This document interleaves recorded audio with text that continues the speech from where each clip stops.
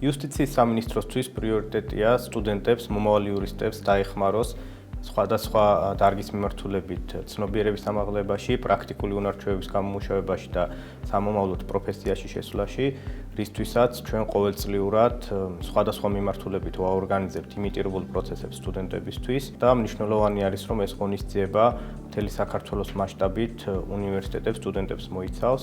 კონკრეტულად დღევანდელი ღონისძიება ეხებოდა ტრაფიკინგის წინააღმდეგ ბრძოლას და ამ ღონისძიების ფარგლებში სტუდენტებს ჩაუტარდათ კვალიფიციური ტრენინგები, მათ მიეცათ შესაბამისი რჩევადარიგებები და რეკომენდაციები, რომელიც აუცილებლად დაეხმარებათ სამომავლო პრაქტიკული საქმიანობის განხორციელებაში.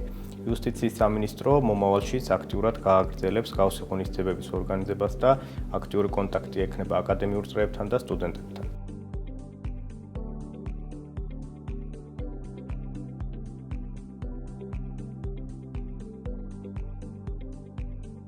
საქართველოს იუსტიციის სასწავლო ცენტრი ტრადიციულად განაგრძობს ახალგაზრდული პროექტების ხარდაჭერას.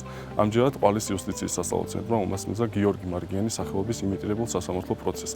სამდღიანი შეჯიბრის შედეგად გამოვლინდა გამარჯვებული. გავიმარჯვე იუსტიციის სამინისტროსა და იუსტიციის სასწავლო ცენტრის მიერ ორგანიზებულ გიორგი მარგიანის სახელობის იმიტირებულ სასამართლო პროცესში, რაც ვფიქრობ, ძალიან მნიშვნელოვან როლს შეიტანს სამომავლო ჩემი კარიერული განვითარების კუთხით. დიდი მადლობა ყვალის იუსტიციის სასწავლო ცენტრს ტრადიციულად კარგი მასპინძლობისთვის.